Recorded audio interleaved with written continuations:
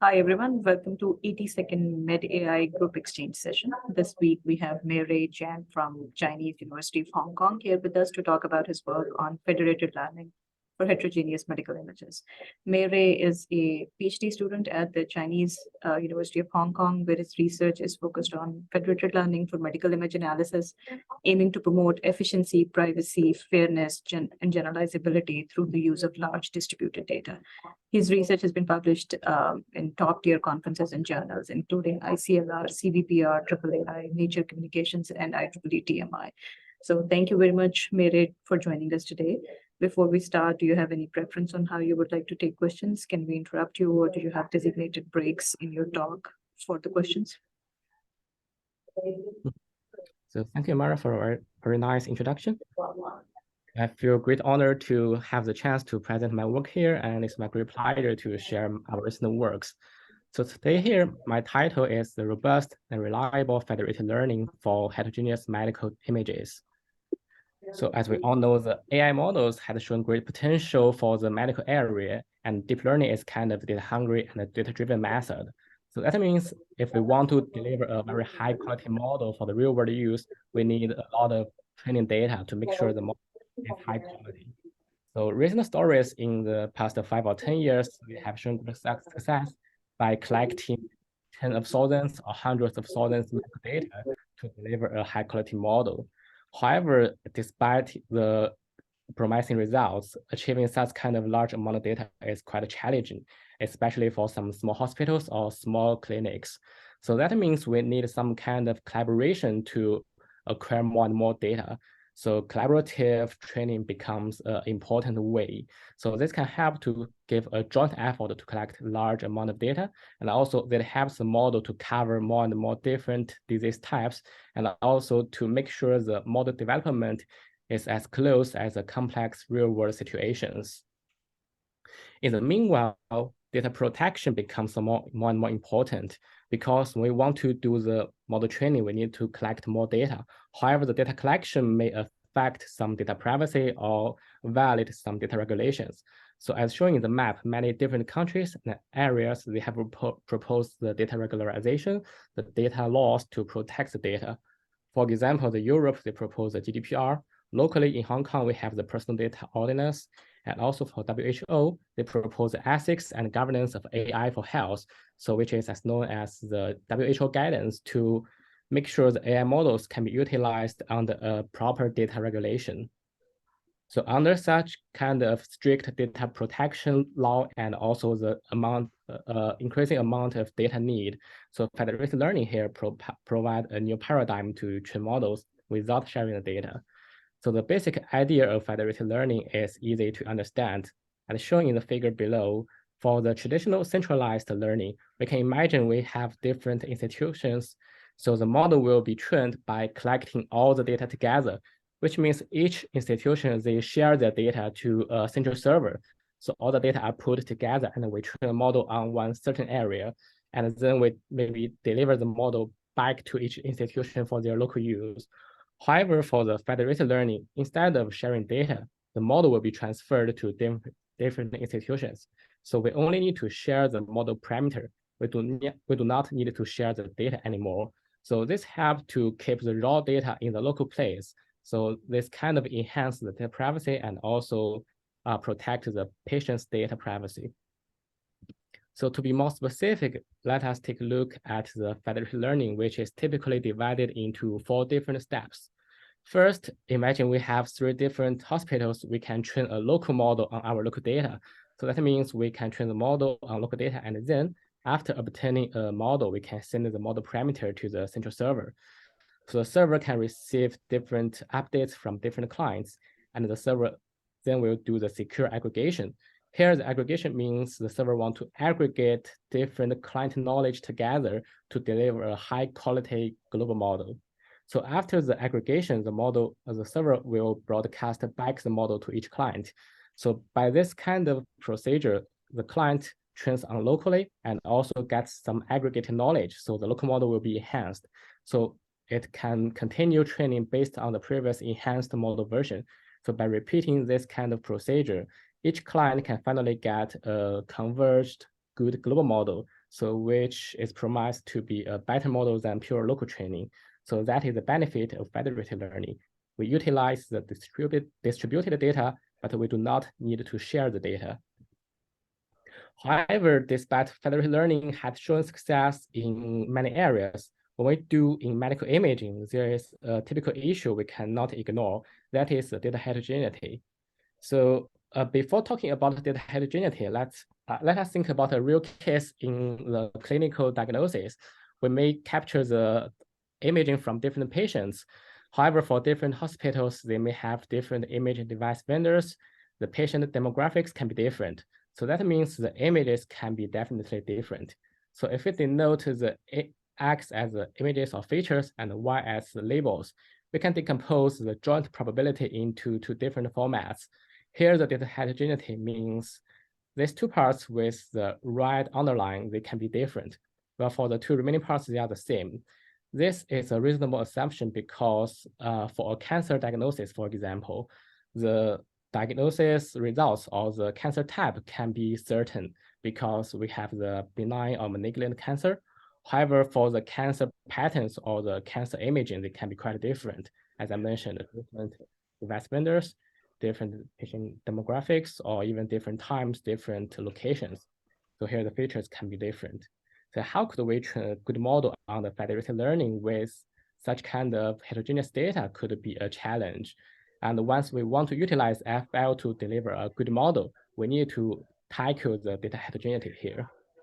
So in the later, I will introduce our three works mainly designed to tackle or play with the data heterogeneity in federated learning.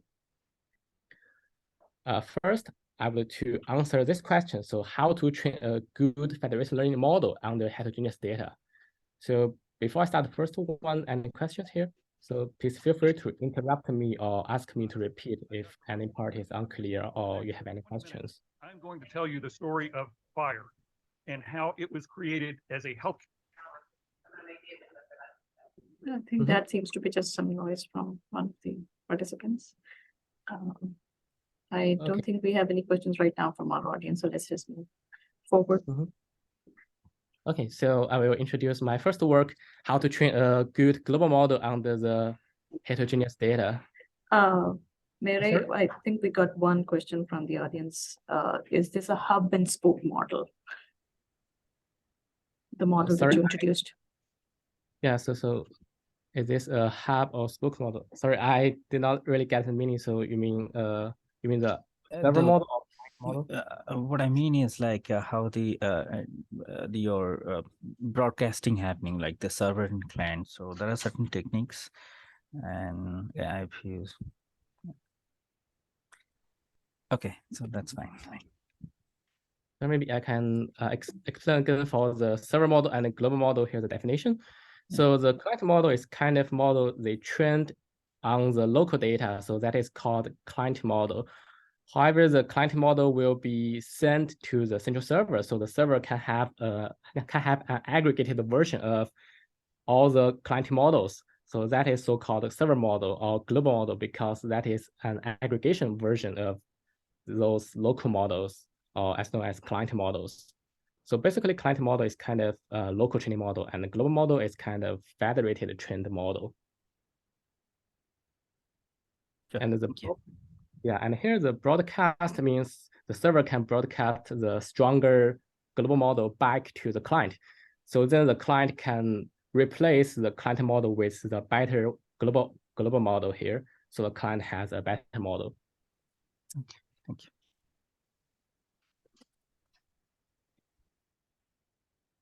Yeah, thank you. So let me start answer the first question, how to train a good FL model or how to train a good federated learning global model on the heterogeneous data. So our insight is to harmonize the drifts from the heterogeneous data. So what is drift? Let us look at the left bottom figure. So if we consider each client only train their local model, so we can see this kind of trajectory. So from the starting point, the blue client, they train the model locally. That means they will do the gradient descent on their own local loss landscape. So this client can find a local optimum. Also for the purple client, they can also do the same procedure. They can find the local optimum. However, if we consider the federated learning, or if we consider do the aggregation, so the most simple aggregation is the averaging. So if we're averaging these two content models, the global model would be lie in the middle between these two content models. So that means there is a drift in the parameter space between the client and the server model. So when the training goes on, if finally we do the aggregation here, the global model would lie between these two local optimums. That would not guarantee the global model be the best for both clients. However, here, these two local models is obviously to be the best for their local data. So the drift here means the distance between the client and the global model. So here, because we're talking about the heterogeneous data, so the local optima and global optima can be different. So that's why the drifts may affect the training. If you imagine an IID or the same distribution, then there is no such kind of issue because the local optima or the global optima, they can be the same. Well, existing works, they want to address such kind of drift issue by adding some regularization terms during the local training, or they try to improve the aggregation to make sure the server model can find a global optimum. Here we propose to tackle these two drifts both in a joint space.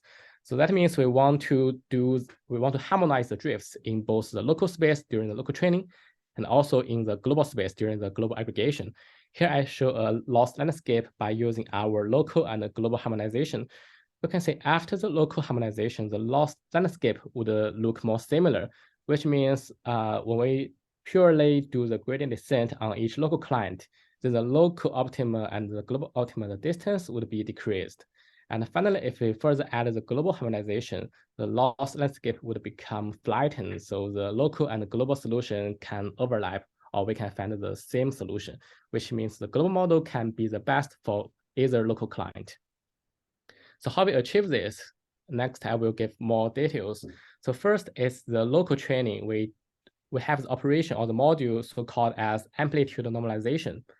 So what is amplitude? Here we have the amplitude by the Fourier transformation, which means we transform the data from the original space to the frequency space.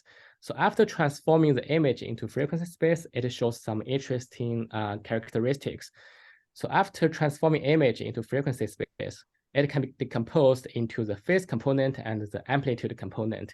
The phase component mainly relates to some high-level features like the semantic features, the anatomical structure, and for the amplitude, it highly correlates with some low-level features like the brightness, contrastness, and the color. So we can imagine if we can normalize such kind of low-level features, then each client's data can look more similar because taking this pathology image as an example, they look different mainly due to the HE stain protocol. So different staining time, different staining protocol may deliver a different color, but for the cell, for the nucleus structure, they will look the same. So we propose to average the amplitude to have an averaged version. And then we do the inverse of Fourier transformation by combining the original phase component and the averaged amplitude to recover a normalized data. So we can see these two data, they have a similar structure with the raw image, but they share a more similar appearance in color, in the brightness and the contrast.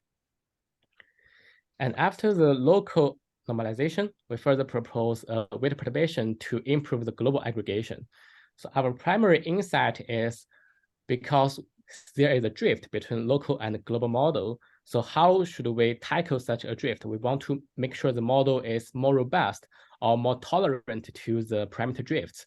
So initial idea is we want to add some adversarial training to make sure the model is more robust to such kind of parameter changes. However, if we want to do the adversarial training, we need to generate some adversarial data, which means we need some new information to generate the data. So if we want to generate data, we need to share something. However, share something is not a typical way in federated learning. So instead of generating some new data, we propose to generate some perturbation in the weight space, so which can achieve similar effects to make sure the model parameter is more robust to the parameter changes. How we do the perturbation here, we have the gradients of the model. So here the theta is a parameter. the big 5x is our normalized data here. So we generate the term by calculating the gradients and normalize it with L2 norm. Here alpha is kind of scaling factor. So after getting this perturbation factor, it is basically a gradient, a unique gradient vector indicates the direction of the next gradient descent. So after getting this term, we want to do the perturbation by adding this term on the original parameter, and we do a second minimization based on this term. So that means we want to further do the gradient descent based on a perturbed parameter. This parameter is perturbed by adding such a small term.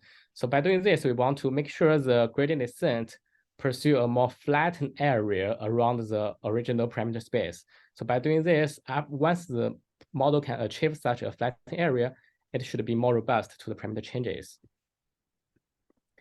So we evaluate our method on, here I listed two segmentation tasks. The first one is the histology nucleus segmentation, and the second one is the prostate MRI segmentation. So we can see, obviously, our method consistently outperforms all the competitor methods. And here for the FETPN and the MOON, they also considers the feature heterogeneity, and they show some reasonable improvements than other methods. Hey, And Meirui, can we go one slide back? I have a question about the methodology. Slide number 9, if you can move back to it. Yeah, number 9. Yeah. Yeah.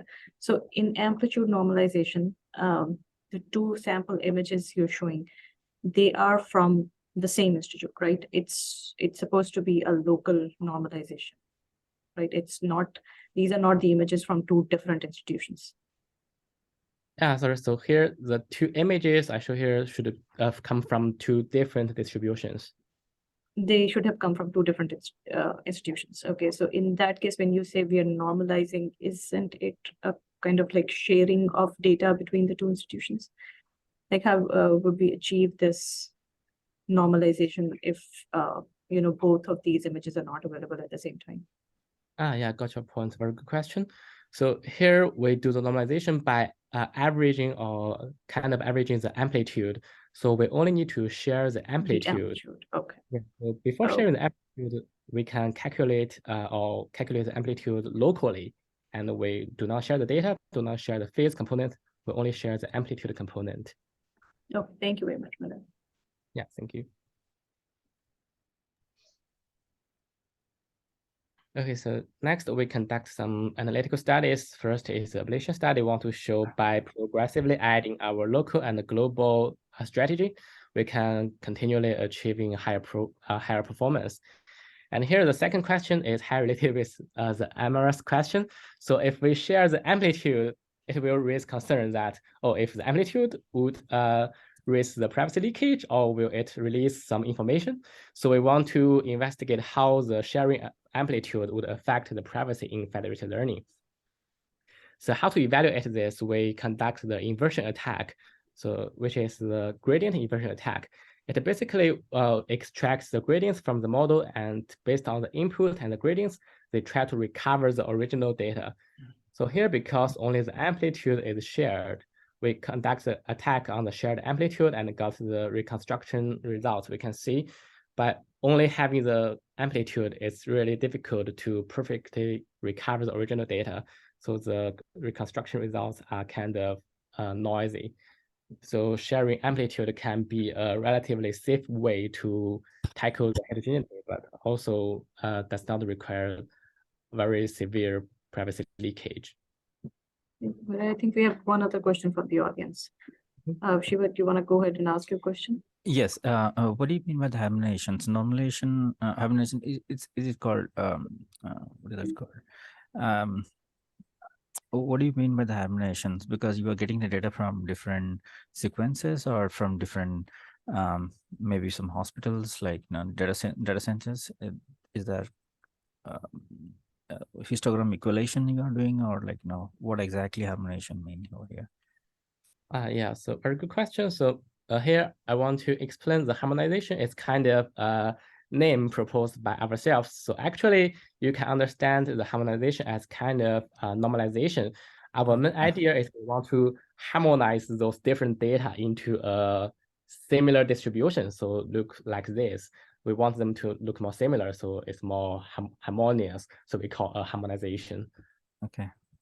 So people usually do two operations. I mean, harmonization and normalization. I was a bit confused on that.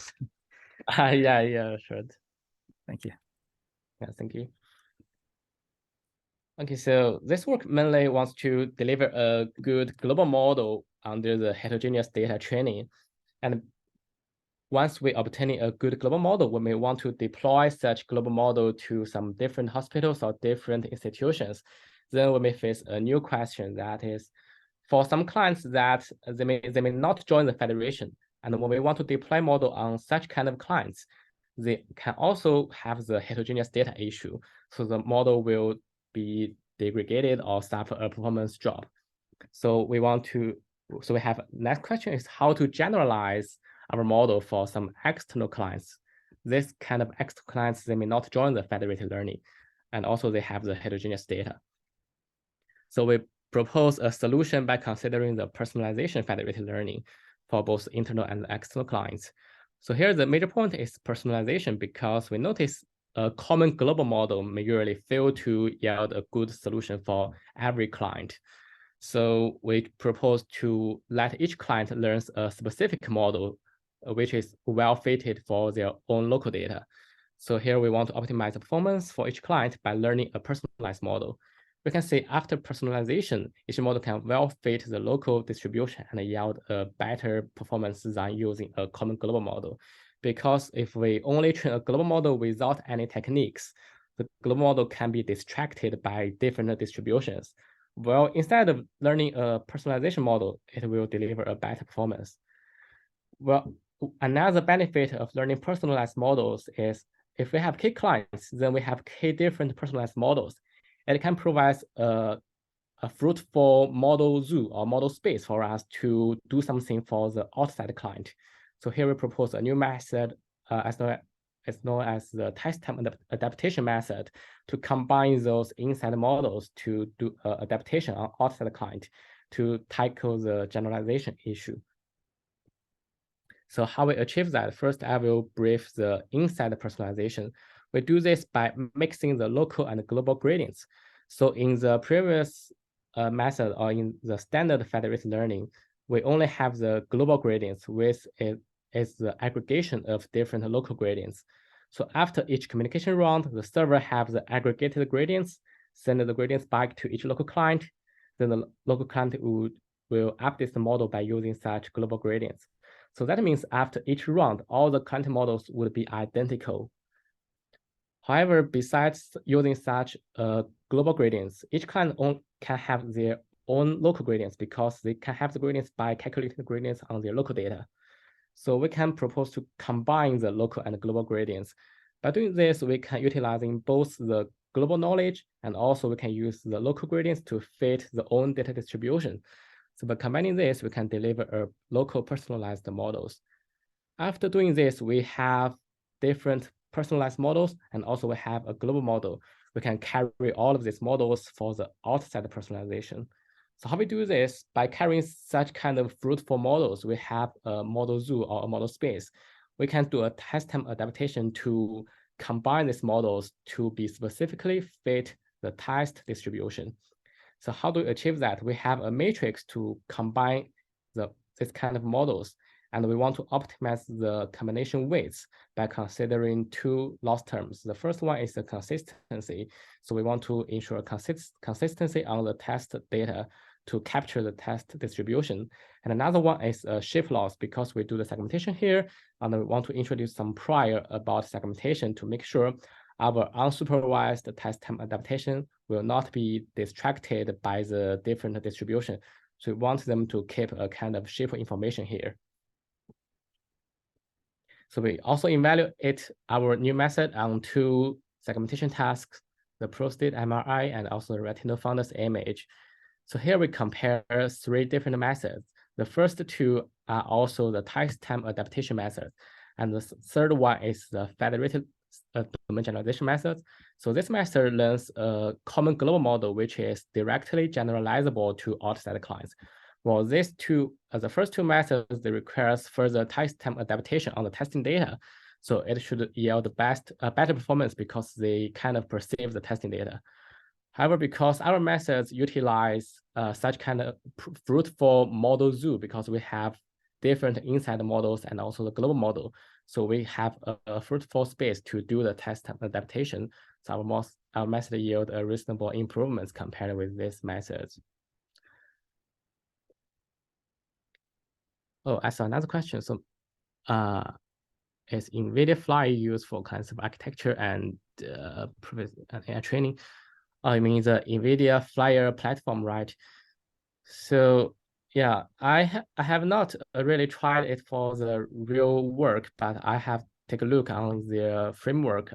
I think they also use the client server architecture because the client server architecture is kind of typical of standard architecture in federated learning. So here's two basic concepts. We have a server and we have different clients. So here the clients can be regarded as maybe different hospitals, and a central server is a cloud server. They provide maybe a confidential institution or confidential third party to collect those gradients informations. So that's the basic design in FL.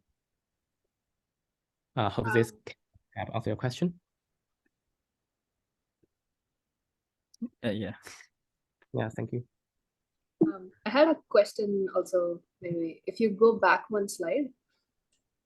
Yeah, so here. Yeah, so in this you talked a little bit about like giving a prior for your model segmentation. So could you tell us a little bit more about what that prior will look like if the, like I can imagine for the fundus, it's probably like more circular or something, but in an MRI, the shapes can be quite complicated, like depending on what you're trying to segment. So how exactly are you giving the prior for this, how are you calculating this L shape? Is there like some ground truth that you're using as a template, or what's the idea behind that? Yeah. So you want to ask how to ensure to constrain the shape, how to give a prior, right? Yeah. Yeah, so here we mainly do the experiments on the retinal segmentation, the fundus, and also the prostate. So they are all kind of elliptical structures or kind of circle structure. So here we propose a prior by forcing them to fit a elliptical structure. So by doing so, we provide a prior. I see. And so if you, let's say we have a more complicated structure to kind of segment. So let's say we're doing some organ segmentation within, like, that's not really circular. What would you suggest, like giving as a, like, is there some, yeah. Is there a more, yeah, it's a very good point. So we also face the same questions. And yeah, so for some irregular structure, it is hard to give some like the elliptical or circle with the prior. So I think we need to do some deformulation, or we need to so it's hard to say, maybe we can have some entropy map or something like this to give some prior, because for the segmented areas, they will show some higher entropy than others because those areas will be have much more uncertainty. So that could be a potential solution. Another one is we can do some deformation based on the elliptical structure. So we can transform the circle into an irregular structure, and we have a transformation function to fit this. So that could be also be another potential solution, I guess. Cool, thank you. So I think the left-hand diagram pretty clear, but the right-hand diagram, the outside personalizations, I'm not pretty clear. I mean, if you can very shortly, you can explain if you can, if you have time. Yeah, let me rephrase. Yeah, so for the left part, after doing the left part, we have, so imagine we have K clients, we have K personalized models, and also plus one global model. So all of these models can serve as, here I call a routine space, because we want to combine those models. So these models support us to find a new model to fit the outside client data. So how we do that is just imagine it has a linear combination. So we have K models. We do the linear combination of these K models to find a new model. This model will fit the testing data. So the key point here is how to find a proper linear combination coefficient. Yeah, so how we find the coefficient is by minimizing these two laws. Because the original model parameter is freezed, so the knowledge will not be distracted during our optimization. So we only need to care about how to find a good coefficient. And finding this coefficient is correlated with this kind of loss design. Try to make sure the coefficient can combine the model to fit the to solve these two laws. That is, to fit the testing data by the consistency loss, and also find a proper segmentation structure by minimize the shift loss. Okay, thank you. Yeah, thank you. And also yeah, any more questions? No, I think we don't have any questions from audience right now, so we can move forward. Yeah, thank you. We'll move on. So for the next, I will conduct some analytical studies to investigate some interesting points in our method. So first, also the inversion attack, because in federated learning, people really care about the privacy or care about the attack. So because we also need to carry the model for the offset client. So there could be a risk or could be a potential that an attacker can capture all of these models and they can do something with this model. So we choose two different attacks. The first is the previous introduced, the gradient inversion attack. Another one is called the latent feature inversion attack. So the first one, they using the gradients and the models to recover the original data. And the second one, they assume that they can get some latent features and they utilize the latent feature and the model to recover the raw data. So obviously the second one has a stronger assumption than the first one. So after conducting the two different attacks, we can see similarly the gradient attack, they can hardly extract useful information or recover a perfect original data. But for the second one, it is kind of recover some similar pattern of pro state, but it's really a low resolution and cannot be really used or cannot really release some patient privacy or information. And also because their assumption is very strong. So in federated learning, it's really hard to get the latent features. So the second attack cannot really be used in the real world. And because another, the second point is the inference speed, because we do the test adaptation, it means we personalize the model in the test time. So it is in the sequentially. So we investigate how our method affects the inference speed time. So here I plot the dice score with regarding to different inference times. And here the shaded areas, upper bound and lower bound, means the best and the worst case of the dice score. So we can see at the very beginning, our method can quickly adapt to make sure the model can have a good performance on those worst case. And within 1 second, our model could be adapted to fit the testing data and deliver a reasonable performance. And finally, we do some evaluation studies on our loss-term design, including the shift part, the consistent part, and also another part is the entropy to minimize the uncertainty of our model. So we can see from the bar chart, these three parts, they play a complementary role to improve our test time personalization. So here is the second work, which we propose to improve the generalizability for our method. And at last, besides pursuing the performance on internal or external clients, we want to see how to design a reliable or trustworthy FL framework. So how to evaluate the client's valuation on the heterogeneous data. So instead of or not only pursuing the performance, we also need to consider how to collaborate different clients together. So if we want to do the collaboration, we need to evaluate the evaluation and also give the proper feedback or give the proper credits based on the evaluation. So that's a really important point to engage or to make a federated training success. So our motivation is to engage more clients and more diverse clients to join FL, especially under the heterogeneous setting. So if there is a pure simple IID or the identical setting, which means all the clients, they have same data distribution, then the problem would be easy, because if each client have same data distribution and we have no limit on the amount of data, then we can simply say, oh, if you contribute more data, you deserve higher contribution, because more data in general will provide higher performance improvements. However, on the heterogeneous data, this may not be true, because if two clients, they have totally different data, then combining these two clients together for a federated training even may not be better than each client pure local training. Let's imagine one for a cancer diagnosis, one for a prostate segmentation, if we combine the diagnosis task and segmentation task together, the global model might be distracted or become confusing. So this kind of collaboration may not be promising. However, if we have two cancer diagnoses, then combine these two hospitals together would be a proper or feasible solution. So we want to investigate how to engage more clients to join the FL on the heterogeneity. And also here we talked about the fairness in FL. So here we talk about fairness is we want to make sure each client can get a fair reward or fair credit relocation. And also each client can get a fair performance, which means I contribute my data into the FL and I want to get a global model which can also perform well on my local data. Because my major aim, maybe I want to get a good model for my local use. If I cannot get a fair performance, then I may not want to join the FL. So that's the major argument point. And our key idea here is to estimate the contribution of each client, and we can further use this contribution to allocate the reward and also promote the training. So how we solve this? We draw the insight from Shapley value, which is a classical concept in game theory.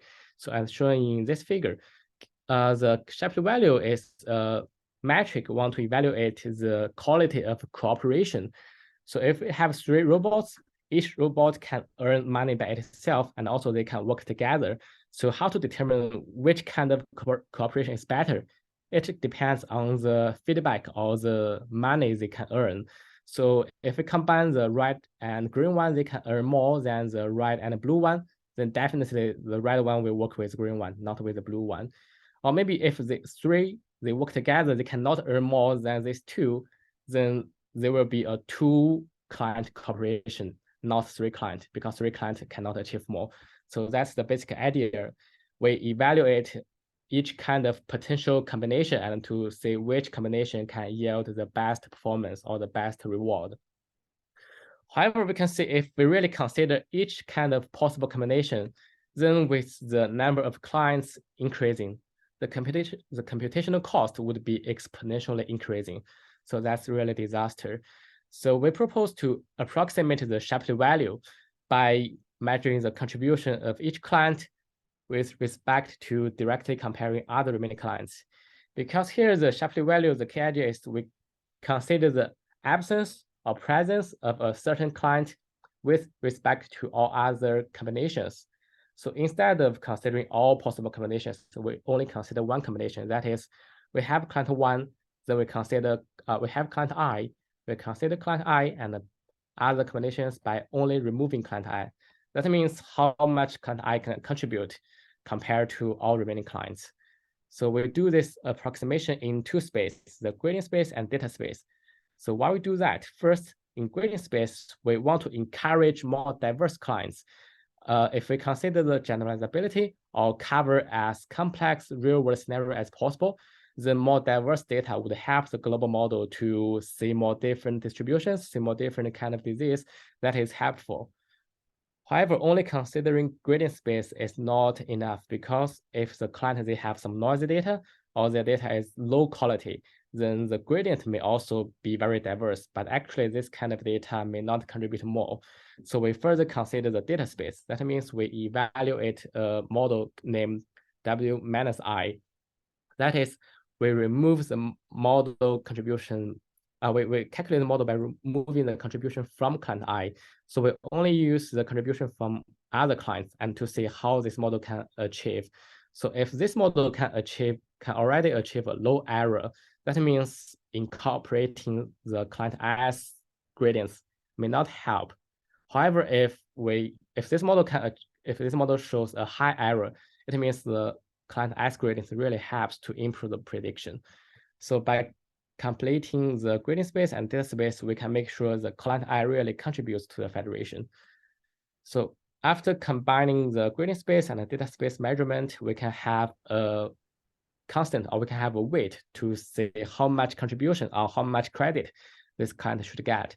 And we can further utilize this kind of estimation serve as aggregation weights to promote the federation training. That means we can do the aggregation based on our estimation. So here we do the evaluation by considering the collaboration fairness and the performance fairness. The collaboration fairness means whether each client can get a fair reward. that is a major motivation for the client to join the federated learning. And also the performance fairness means well, each client can get a good model performance on their local data. So how we evaluate the collaboration fairness? The first is we want to calculate the real contribution of each client. So how we do that? We do the leave one client out experiment. That means if we have 5 clients, we remove 1 client out and we only use other 4 clients to train. And after getting the model, we evaluate its model on a public testing data set. And we're doing this one by one to see by removing a certain client, how much performance drop we will get. So that drop means how much this client contribute. So after obtaining this ground truth, we calculate the estimate contribution and the ground truth to see the collaboration fairness. So we consider the correlation, the distance, and the similarity to see how our method can predict the true contribution of each client. And for the performance fairness, that's basically we want to pursue a uniform distribution of performance, which means we want to give a fair scenario for each client. So each client can have a good model, so which can be directly reflected by the standard deviation. We can say our method achieves a lower standard deviation. So here an interesting case is on client 5. We can say client 5 shows a very low performance than others. So this is a specific case in the retinal fundus segmentation.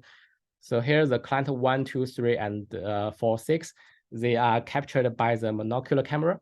Well, they are captured by the binocular camera.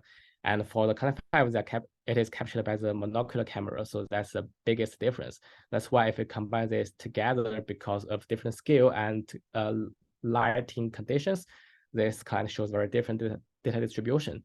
And if we only train the model on client 5, they may not yield, they may already have a good performance. But if we combine them together because of different sizing, client 5 can drop a lot. And at last, we show some analytical studies. We consider one interesting case is the free rider.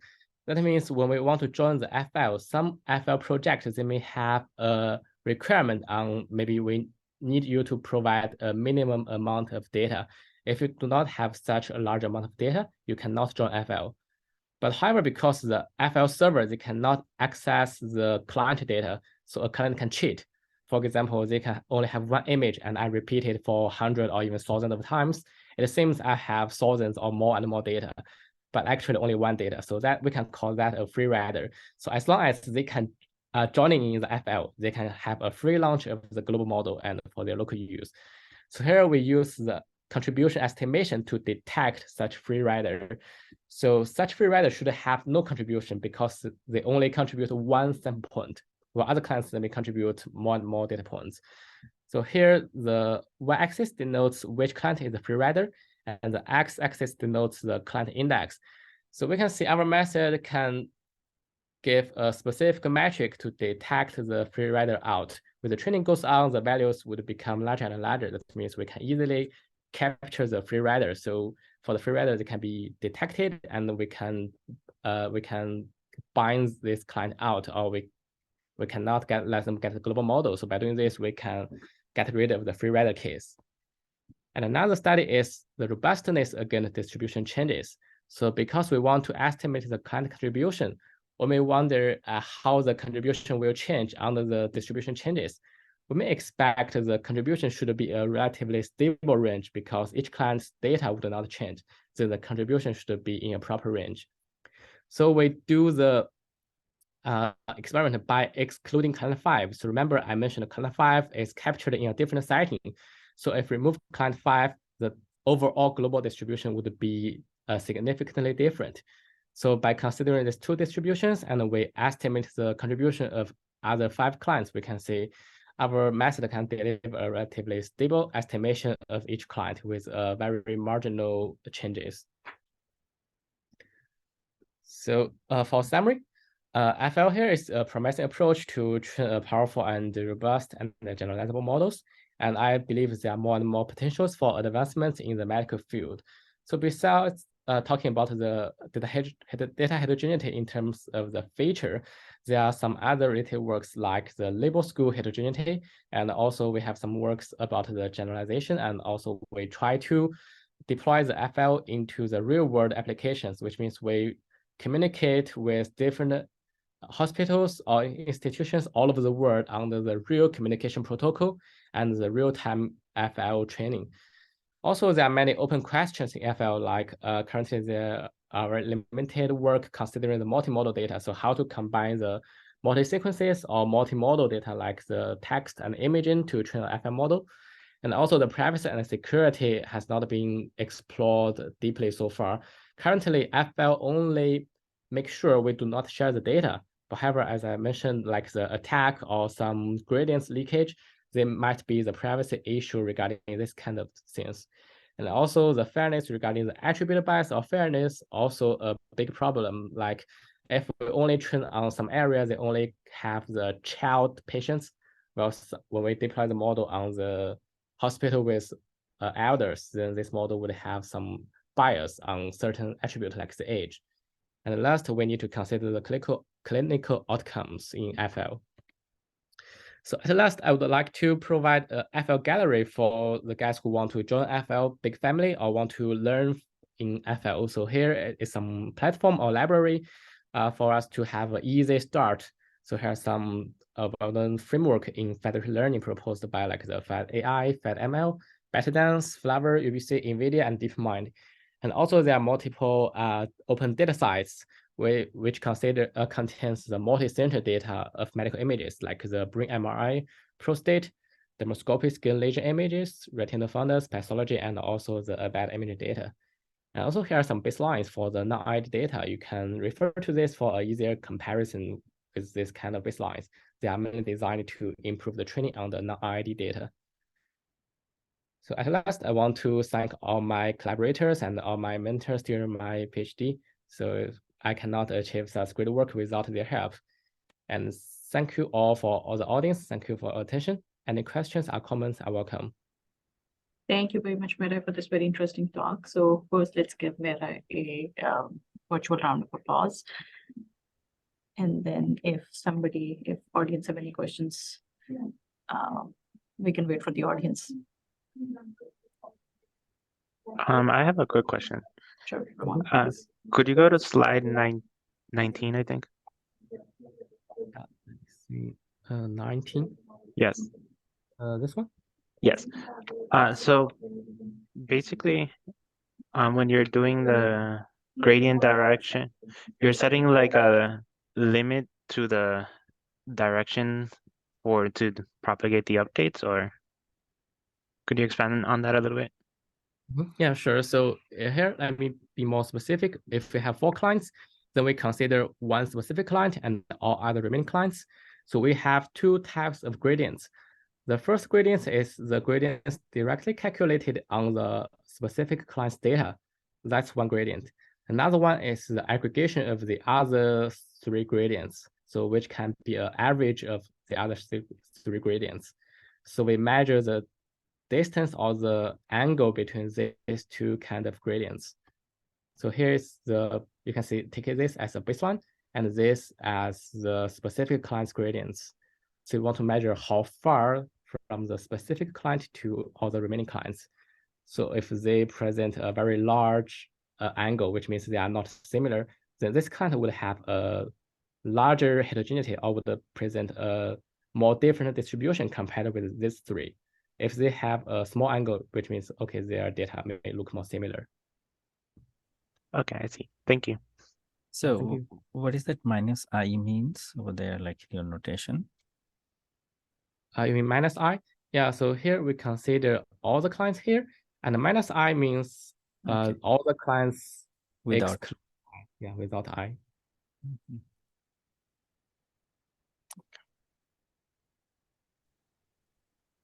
I had a question as well, but this is probably more conceptual or maybe more like your thoughts for the future kind of a thing. So let's say we have like different clients participating with like a similar data, like let's say the abide data set or maybe the pathology images, but we have different tasks that we are interested in. So for instance, like segmentation of one particular module inside or maybe a classification task. So do you think it's possible for us to like have a multitask approach with a single global model, or would you actually recommend like 2 different like federated models done independently? Like, what are your thoughts on how like one should think about multitask learning in this setting?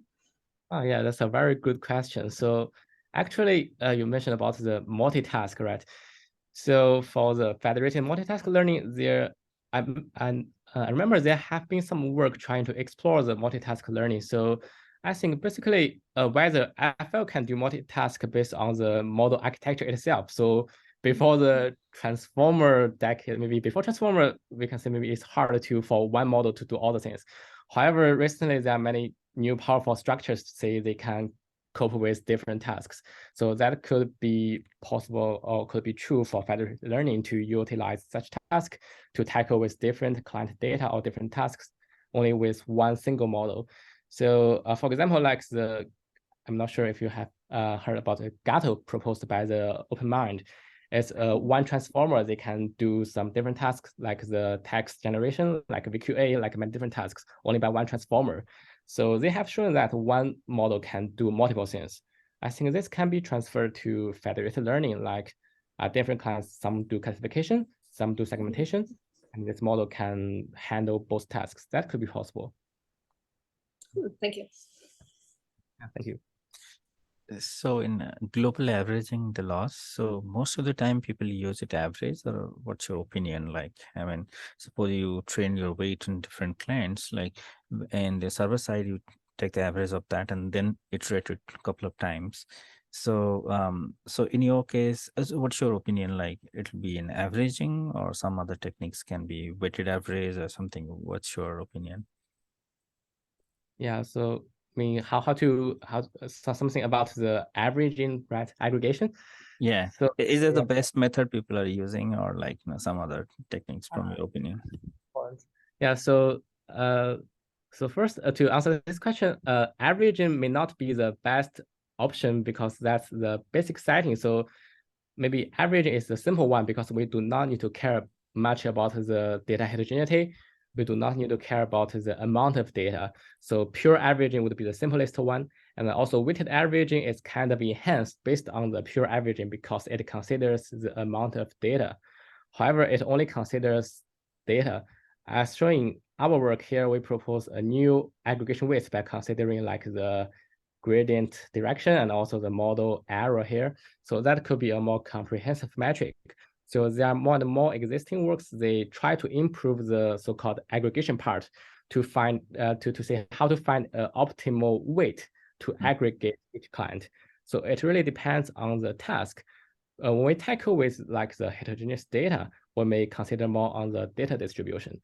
And if we consider like some IoT devices, we may also consider the stability because some devices, they may join the FL in the current round, but they may log off on the next round. So they may consider this kind of cases and design some different aggregation strategy. So that is a very active research direction in federated learning. So this during the aggregation, the weights, it's still learnable, right? Like, what's yeah. So doing the aggregation is a part of federated learning, so that could be optimized. So some methods, they may take the aggregation weights be learnable, and some may design some different metrics to calculate the weight. Okay, sure. Thank you. Yeah, thank you. I have a question, and that's a really nice talk. So I want to ask about fairness. So you know that if we change the model, such as we use UNet or use VIT, they may result in different reward for different clients.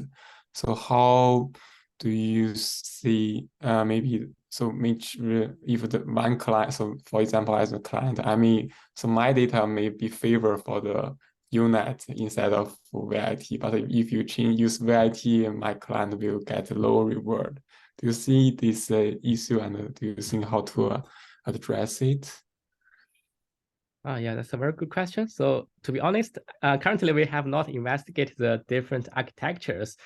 And I think that really deserves for future direction. That could be possible. Some data, they may favor a more simple structure, some may favor a complex structure. And here, our method for the gradient space, I think for different architectures, the gradients can be in different dimensions, so which may make it difficult to evaluate the gradients. And for the model error, as you mentioned, some data they favor on complex structure and they have low error. So that need to be further designed to fit different architectures. And another point for the architecture is there was a method that proposed if we're using the VIT for all the clients, the VIT itself can, in some degree, to tackle the data heterogeneity. So that could be a possible solution to tackle with the data heterogeneity. And based on this, we may not need to consider such large effects brought by data heterogeneity, but we only need to consider the model error maybe, so which can make this problem more easier. But I think I agree with you that model architecture really needs to be taken into consideration. Thank you. Yeah, thank you.